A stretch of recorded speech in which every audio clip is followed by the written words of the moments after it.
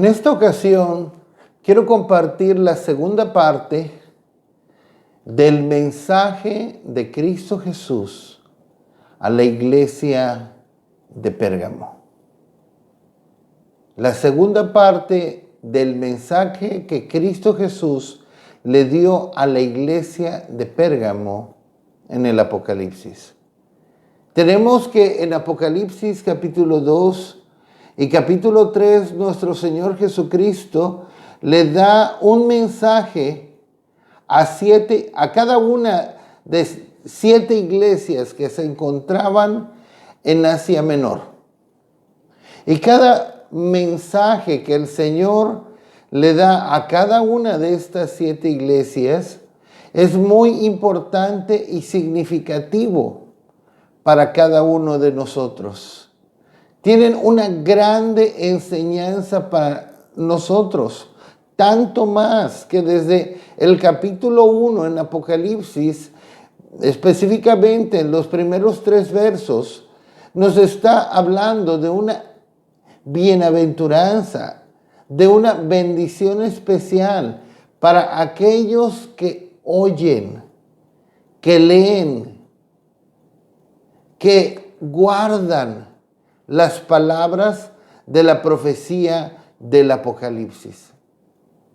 Y claro, Apocalipsis capítulo 12, capítulo 3 son parte de la profecía del Apocalipsis. Es parte de la revelación del Apocalipsis. Y tienen una aplicación también para cada uno de nosotros, una aplicación práctica. Y estamos considerando las áreas que el Señor le alaba a cada una de estas iglesias para que las podamos imitar y ser también alabados por el Señor. Estamos considerando también las áreas que el Señor le reprende a cada una de estas iglesias para que las evitemos y no seamos reprendidos por el Señor. Estamos considerando también las recomendaciones que el Señor le hace a cada una de estas iglesias para seguirlas igualmente. Y de la misma manera también las promesas para los vencedores, para que procuremos obtener esas promesas también nosotros. Así que si hago un muy breve repaso de lo que vimos en el mensaje anterior de la iglesia de Pérgamo, podríamos mencionar algunos puntos principales. Por ejemplo, en Apocalipsis 2:13, el Señor les habla a esta iglesia que Él conocía sus obras, al igual que Él conoce nuestras obras. Y el Señor nos promete que Él va a pagar a cada uno conforme a sus obras. En Apocalipsis 22:12. Pero Dios no solamente conoce nuestras obras, sino que Dios lleva un registro en el cielo de nuestras obras.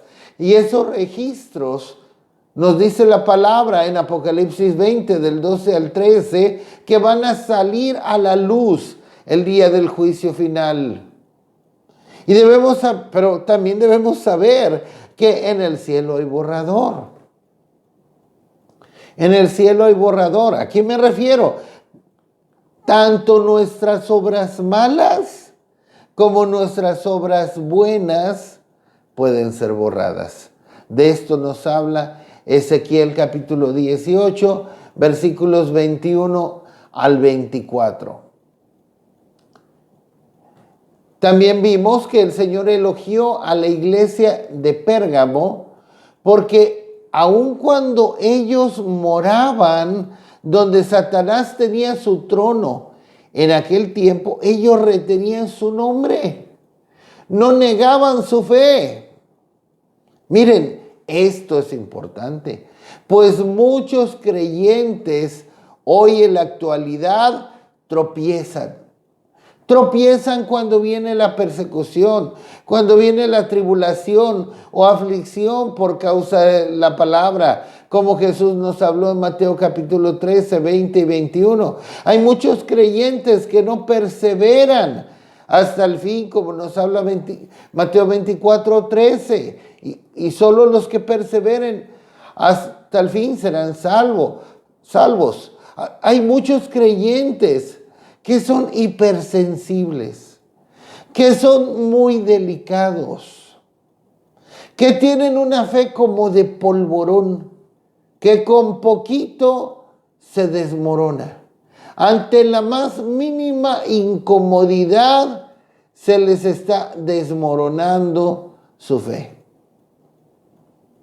Otro punto importante que vimos en la primera parte de esta iglesia es que el Señor los reprende porque ellos toleraban la doctrina de Balaam en Apocalipsis 2:14.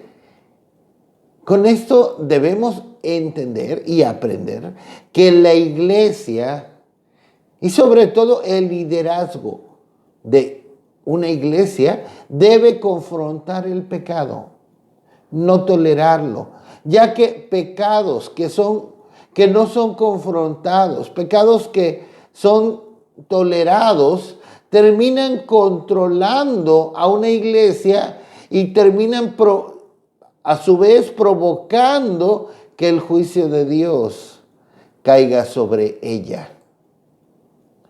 Veíamos la doctrina de Balaam. Se nos habla de Balaam, su doctrina y su vida en Números capítulos 22 al capítulo 25.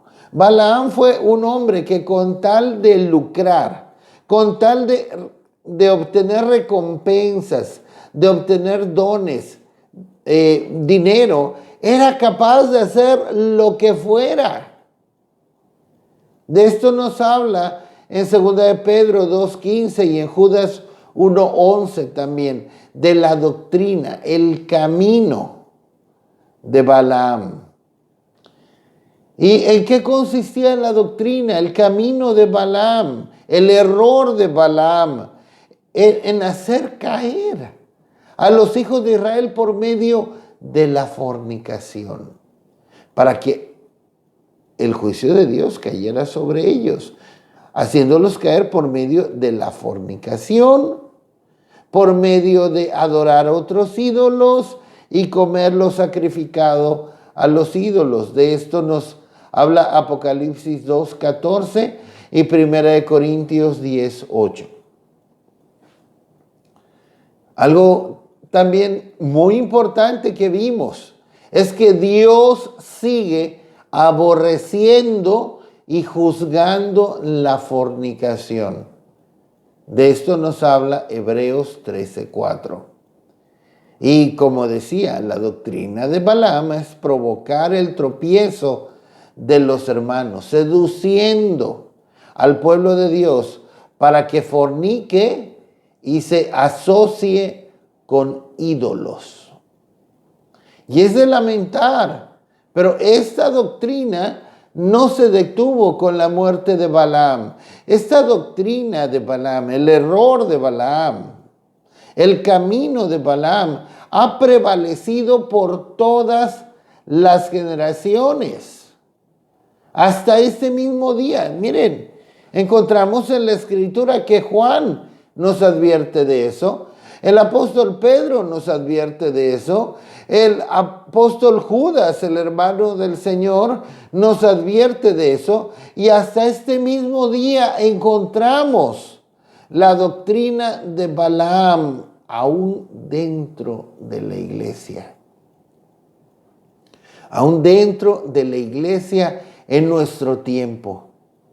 De una iglesia moderna que ha modernizado sus estándares y permite noviazgo amaciatos como en el mundo, permitiendo divorcio y nuevo matrimonio, tolerándolo, viéndolo como algo aceptable. En la unión libre, etcétera, dando licencia abierta a pecados sexuales dentro de ella.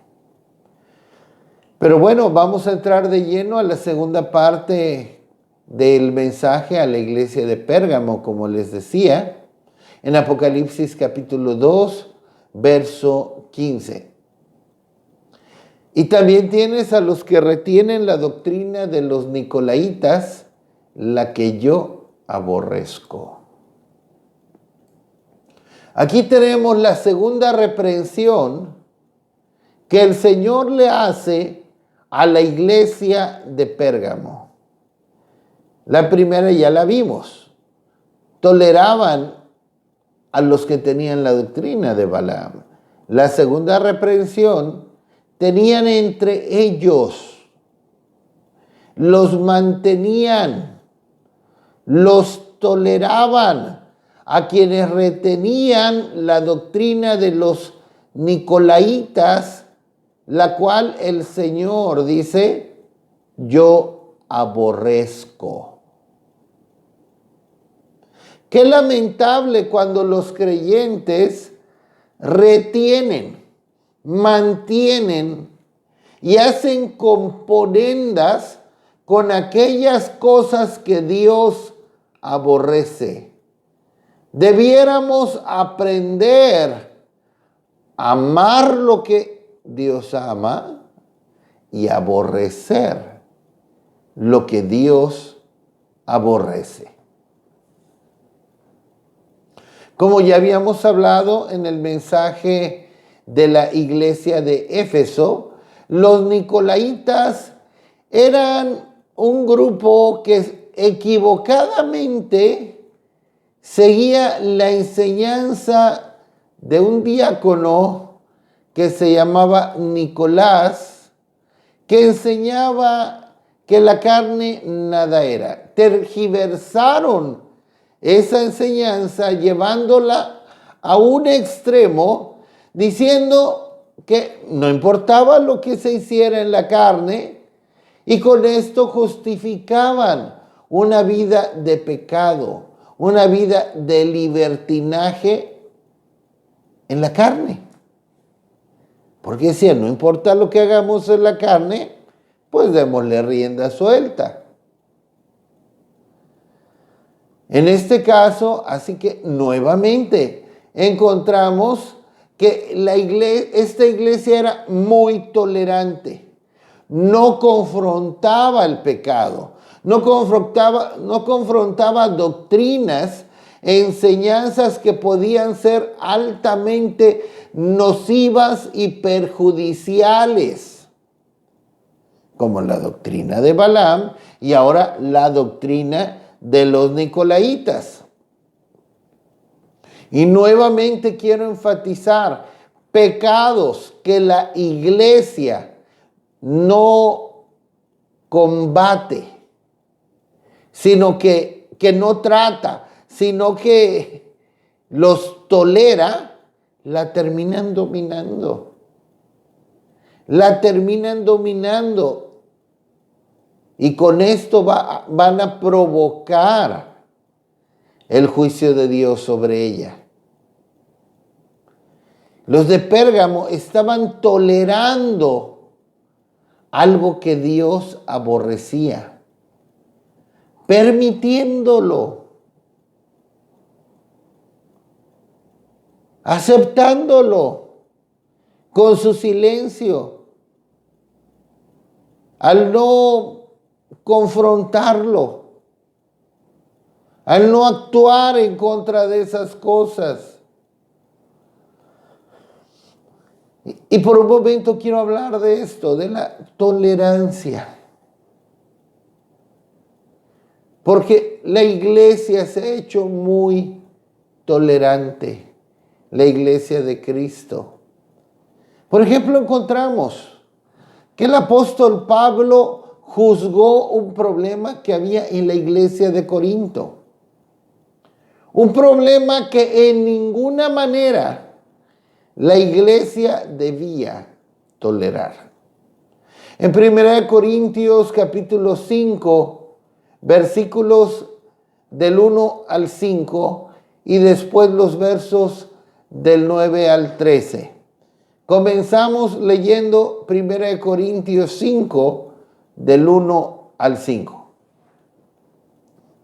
De cierto se oye que hay entre vosotros fornicación, y tal fornicación cual ni aún se nombra entre los gentiles, tanto que alguno tiene la mujer de su padre, y vosotros estáis envanecidos.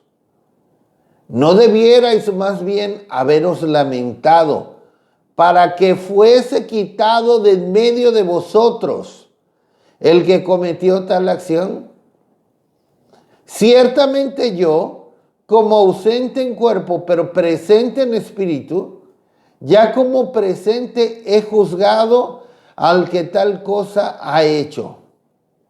En el nombre de nuestro Señor Jesucristo, reunidos vosotros y mi espíritu, con el poder de nuestro Señor Jesucristo, el tal sea entregado a Satanás para destrucción de la carne, a fin de que el espíritu sea salvo en el día del Señor Jesús. Tenemos que la iglesia de Corinto estaba tolerando un pecado terrible. Una fornicación de la cual habla Pablo, que no se nombraba ni aún entre los gentiles. Que un hombre tenía a la mujer de su padre. Un hombre estaba fornicando con la mujer de su padre. Bueno, no dice que estaba fornicando con su madre, entonces se entiende que estaba fornicando con su madrastra.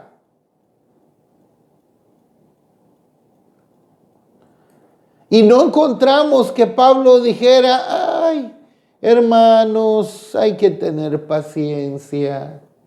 Dios va a tratar con ellos. Dios es bueno.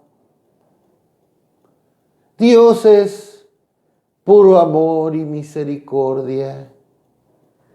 Dejemos que Dios directamente trate con la vida de esos hermanos que se han descarriado ligeramente. No, en ninguna manera. Pablo les escribe con respecto a esto que no debían tolerarlo más, que debía ser quitada tal persona de entre ellos. Les dice, no debían haberse lamentado en vez de estar envanecidos para que esa persona sea quitada de en medio de ustedes. Y dice, yo he juzgado el asunto. No lo tolera en ninguna manera. Y lo juzga no para condenación eterna, sino para que la persona pudiera arrepentirse y fuera salva finalmente. Lo cual eventualmente sucedió.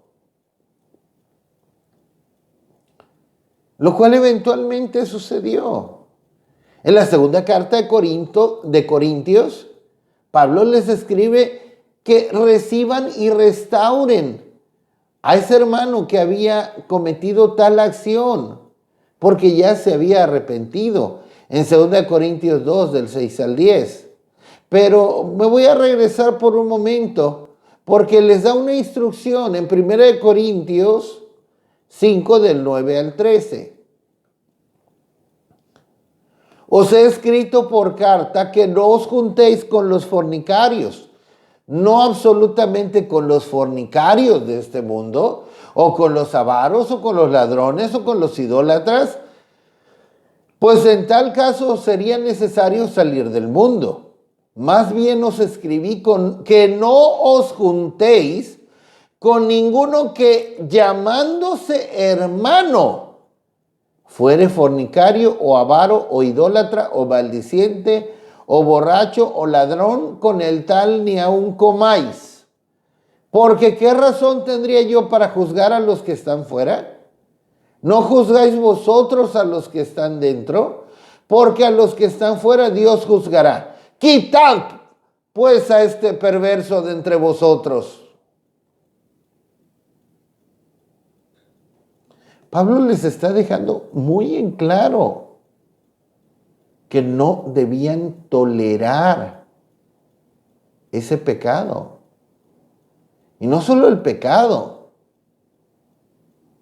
aún no debían tolerar que esa persona permaneciera entre ellos. Les está diciendo, les estoy escribiendo que no se junten, con los fornicarios. Pero, hey, un momento, no me refiero a los fornicarios de este mundo o los avaros, ladrones, idólatras, pues en tal caso sería necesario salir de este mundo. Más bien dice Pablo, les estoy escribiendo que no se junten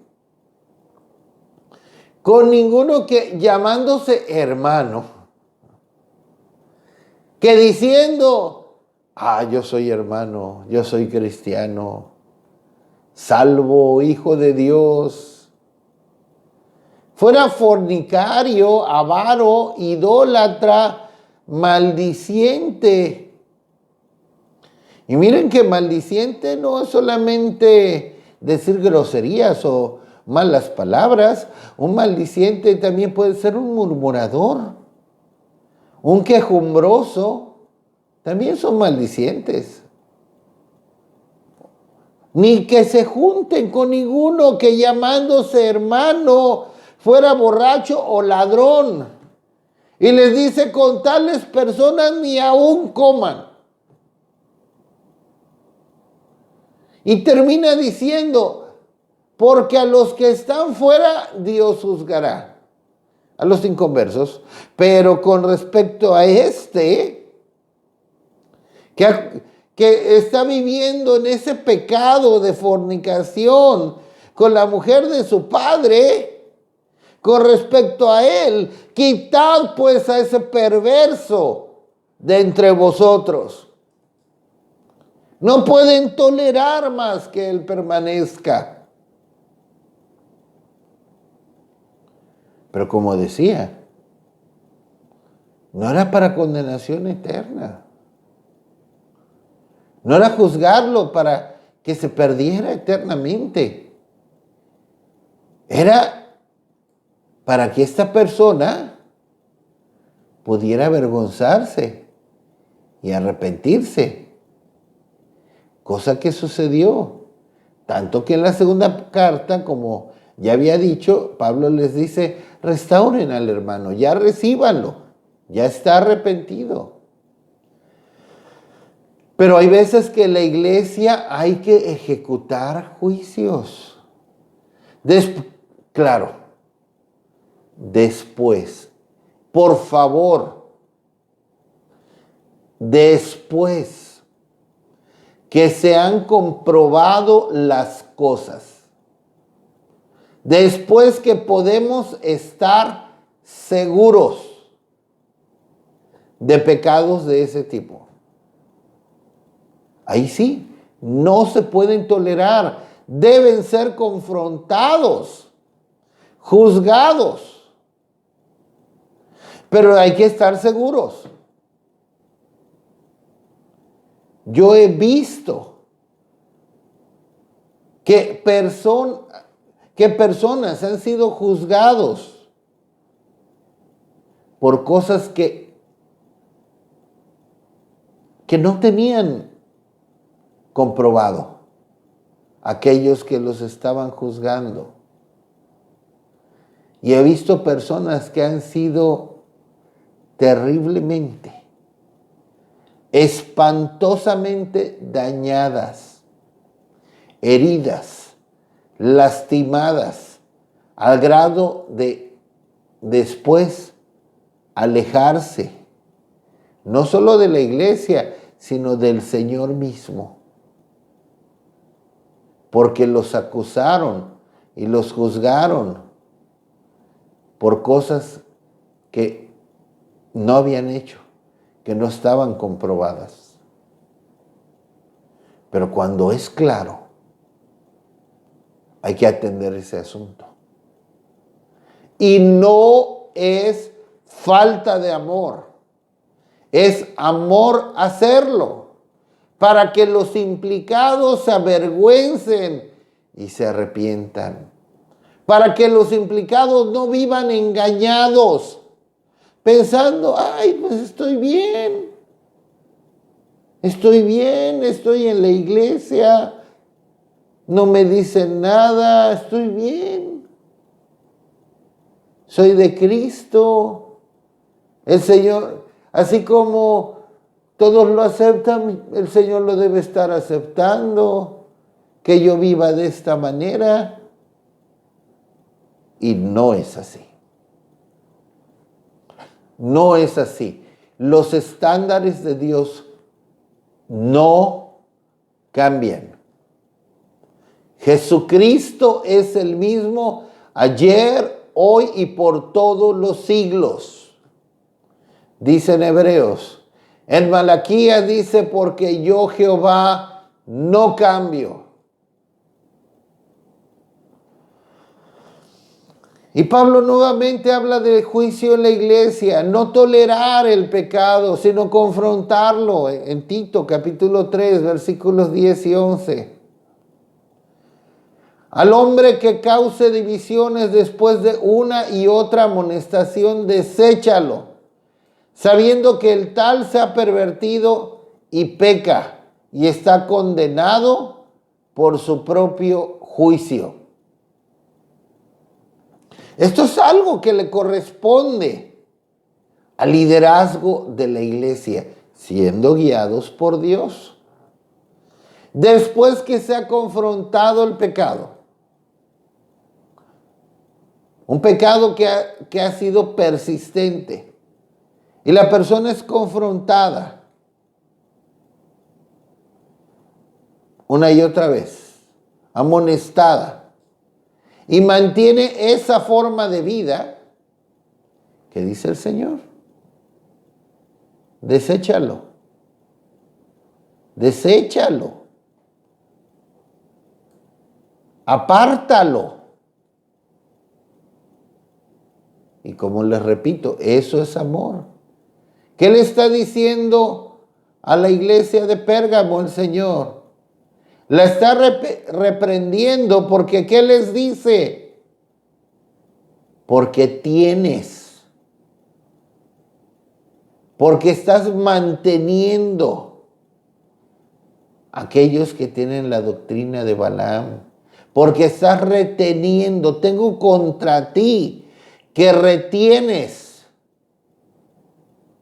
a los que retienen la doctrina de los Nicolaitas, la cual yo aborrezco.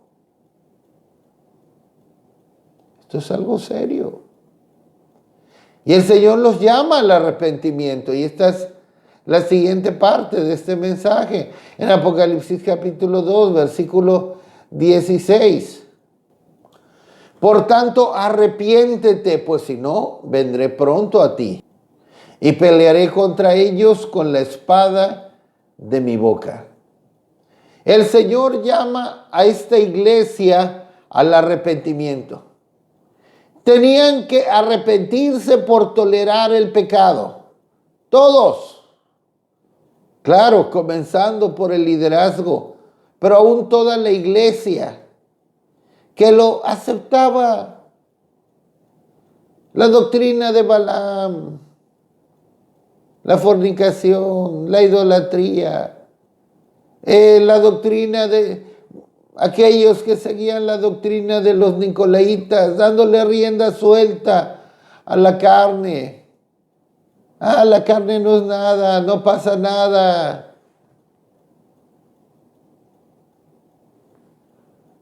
Tal vez hasta estaban sirviendo en la iglesia. Lo veían normal, lo veían aceptable. Tal vez decían, ay, pues ya el Señor tratará con ellos. Nosotros no debemos juzgar. Nosotros debemos darles solo amor a esos hermanos. Sí, están en fornicación, pero hay que amarlos. Tal vez si sirven al Señor. Tal vez esta hermanita, si la ponemos a servir en la escuela dominical, se va a comprometer más con el Señor. Tal vez este hermanito que anda con una y con otra y que anda fornicando, si lo ponemos, es buen pianista, si lo ponemos a tocar el piano, tal vez se va a corregir, pero hay que darles amor, no hay que hacerlos sentir mal, se van a ir de la iglesia y no queremos eso. No. El Señor les dice, arrepiéntanse por tolerar lo que yo aborrezco. Muchos creen que es amor, la tolerancia al pecado. No es así. No es así. El que tolera el pecado está participando del pecado.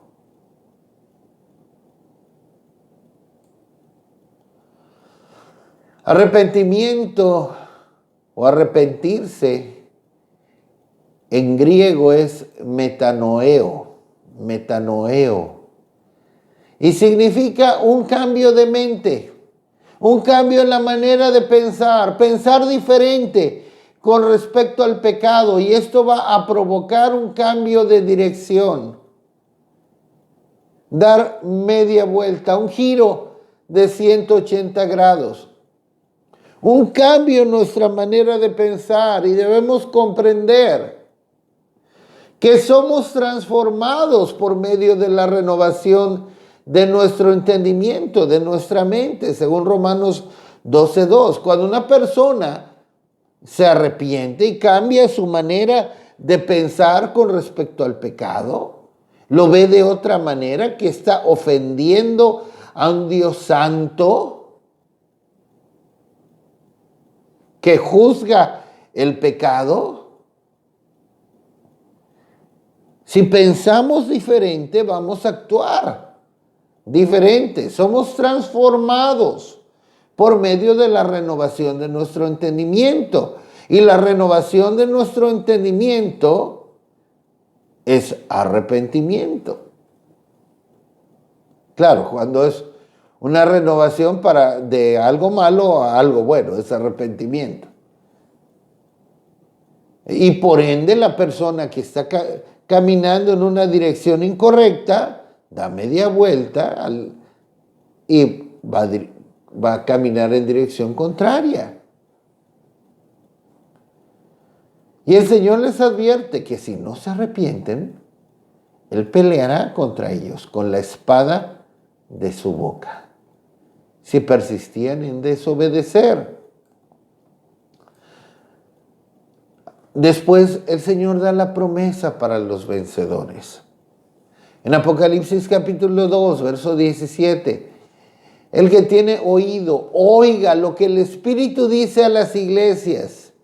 Al que venciere daré a comer del maná escondido, y le daré una piedrecita blanca, y en la piedrecita escrito un nombre nuevo, el cual ninguno conoce, sino aquel que lo recibe. Aquí en el verso 17 tenemos maravillosas promesas de parte de Dios para los vencedores, para aquellos que vencen sobre la doctrina de Balaam, sobre la doctrina de los nicolaitas y aún sobre la tolerancia a aquello que Dios aborrece. Y aún a los que practican lo que Dios aborrece. Y las promesas para los vencedores, que también son para nosotros, si nosotros vencemos en el nombre de nuestro Señor Jesucristo, con su gracia. Primeramente, comer del maná escondido. El maná. ¿Qué era el maná? El maná fue el alimento que nutrió a los hijos de Israel en el desierto. Después que salieron de Egipto por el desierto, en dirección a la tierra que Dios les había prometido. Y en los Salmos se menciona que el maná era comida de ángeles. Vamos a ver en el Salmo 78, versos 24 y 25. Hizo llover sobre ellos maná para que comiesen, y les dio trigo de los cielos. Pan de nobles comió el hombre, les envió comida hasta saciarles. En el verso 25, si lo vemos en otra versión bíblica, saca a la luz una verdad muy interesante. En la Biblia de las Américas nos dice, pan de ángeles comió el hombre. Dios les mandó comida hasta saciarlos. En esta versión bíblica se nos amplía el panorama de lo que estaba diciendo el salmista. Cuando en nuestra versión bíblica dice pan de nobles. Pero esa palabra en el hebreo también puede significar pan de ángeles. Entonces, ¿cómo podemos interpretar que los vencedores comerán del maná escondido? Muy bien, ¿de qué nos habla el maná escondido? Ok, en la Escritura constantemente se nos habla que seamos alimentados con la palabra del Señor. El maná escondido, ser alimentados con las verdades escondidas de la palabra de Dios. ¡Qué maravilloso! Veamos lo que nos dice la Escritura en Proverbios 25:2. Gloria de Dios es encubrir un asunto, pero honra del rey es escudriñarlo. Gloria de Dios es encubrir un asunto. Dios esconde y encubre sus más preciosas y profundas verdades de aquellos que no son sinceros. En los Salmos se nos dice que Dios habla verdades ocultas desde tiempos antiguos. Cuando los discípulos de Jesús le preguntaron a Jesús, ¿por qué hablaba por parábolas a las multitudes? ¿Por qué les hablaba por parábolas si era difícil de entender? Jesús les respondió lo que tenemos en Mateo 13:11. Porque a vosotros os es dado saber los misterios del reino de los cielos, mas a ellos no les es dado. El Señor encubre sus verdades de aquellos que no las van a apreciar. Y así filtra su revelación y sus verdades de aquellos que no son dignos de recibirlas. Alguien que lee la Escritura, la palabra escrita del Señor sin formalidad, jamás descubrirá los tesoros escondidos que encontramos en la Escritura, en la palabra del Señor.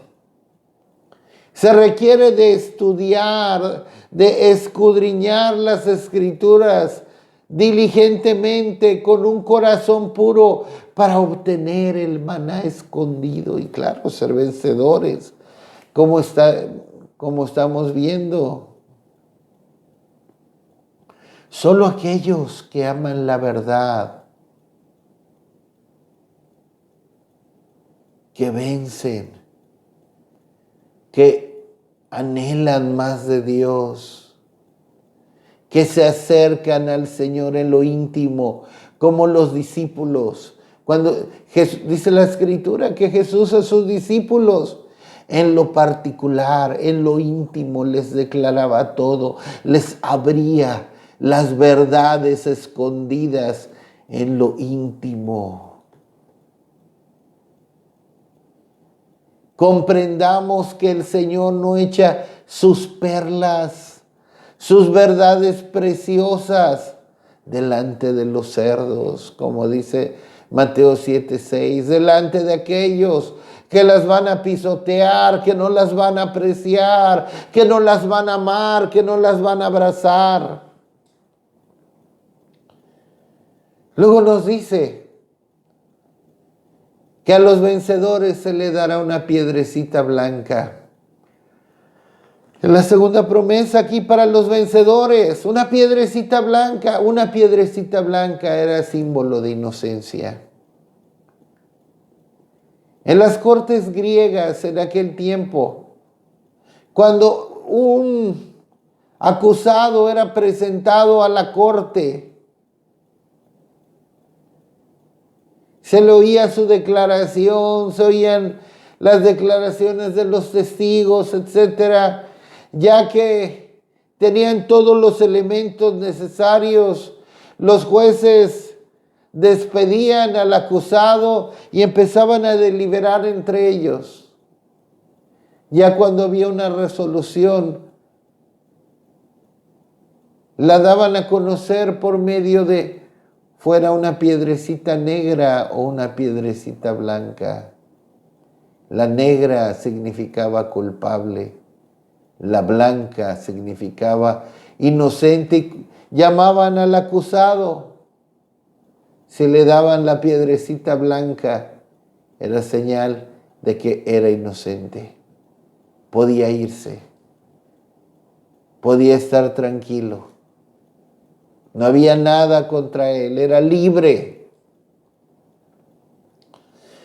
Con esta promesa el Señor nos está diciendo que Él presentará a los vencedores sin falta, sin mancha delante del trono de Dios, como nos dice la Escritura en Judas capítulo 1, versículo 24. Y aquel que es poderoso para guardaros sin caída y presentaros sin mancha delante de su gloria, con gran alegría. Aleluya. El Señor es poderoso para presentarnos sin mancha delante de su gloria, con gran alegría. Tercer punto. Tercera promesa, los vencedores recibirán un nombre nuevo. El Señor promete darle a los vencedores un nombre nuevo. Y los nombres en la Escritura son de grande importancia para Dios. Revelan el carácter de la persona, así como su llamado, su ministerio. El nombre habla del hombre o de la mujer, de su carácter, de lo que la persona es. Y podemos ver en la Escritura muchos ejemplos, para bien o para mal, de hombres o mujeres que sus nombres describían perfectamente lo que ellos eran, su carácter o su llamamiento o ministerio. Por ejemplo, en 1 Samuel 25, del 23 al 26, se nos habla de un hombre que se llamaba Nabal, cuyo nombre significa insensato o necio.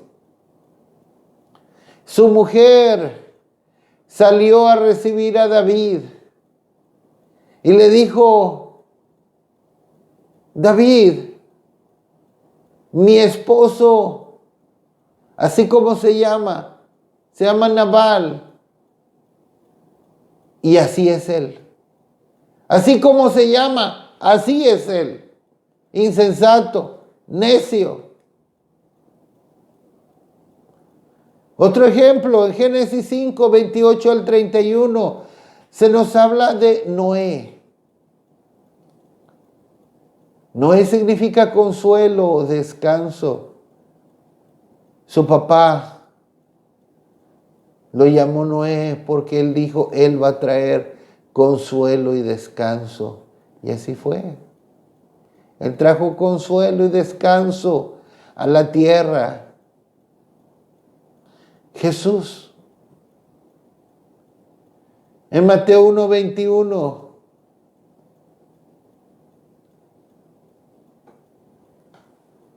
José recibe que a su hijo le tenía que poner por nombre Jesús, o más bien que al hijo que le nacería a su esposa le tenía que poner por nombre Jesús, que significa Salvador, porque él salvaría a su pueblo de sus pecados. Bernabé, su nombre significa hijo de consolación. Y podemos leer en Hechos 9:27 y en Hechos 11:24 al 26 cómo fue eso, Bernabé. Cuando nadie creía en Pablo, después de su conversión, Bernabé creyó en él y lo consoló. Así que el nombre espiritual de una persona revela su llamamiento, sus promesas, su carácter. Aún debemos saber que Dios estuvo en control de nuestro nombre, del nombre que nos pusieron nuestros padres. Aún Dios soberanamente tomó control de eso, que vendría a ser muy revelador de nuestro carácter o de nuestro llamado, o de lo que el Señor trataría de formar, de forjar en nosotros. Los vencedores, como vemos aquí en Apocalipsis, reciben un nombre nuevo. Tenemos varios casos en la Escritura de vencedores que recibieron un nombre nuevo. Abraham significa Padre exaltado. Él tuvo que vencer y entonces pasó a ser Abraham, que significa Padre de multitudes, como vemos en Génesis 17, versos 3 al 7. Sarai, la mujer de Abraham se llamaba Sarai, que significa dominante, y vaya que trataba de controlar a su esposo y ser muy dominante. Pero ella venció y recibió un cambio de nombre y pasó a ser Sara, princesa. Una princesa que se somete a su rey. Como vemos en Génesis 17, 15 al 16. Jacob significa torcido, engañador, suplantador. Después que Dios trató con él y fue un vencedor, y vaya que venció. En Génesis 32, 24 al 30, el Señor le cambió su nombre a Israel, que significa príncipe de Dios. Y después recibió otro nombre, Jesurún, que significa recto, como vemos en Isaías 44, 2. Ahora mismo, ¿cuál es nuestro nombre? ¿Cómo seremos conocidos en el cielo?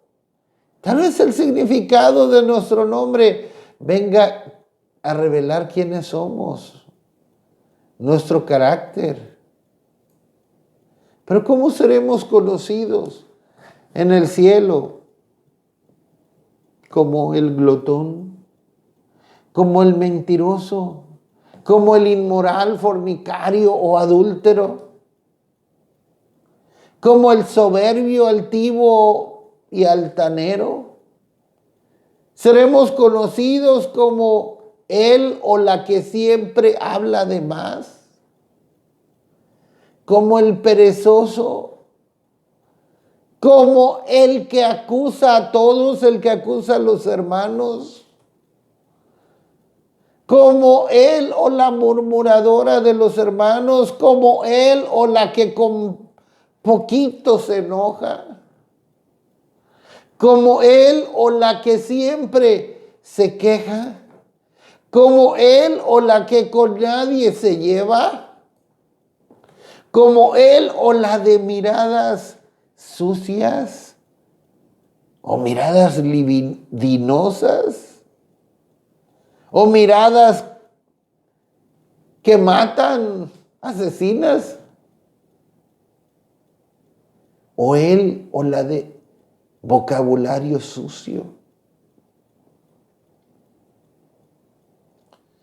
El Señor promete para los vencedores que van a recibir un cambio de nombre.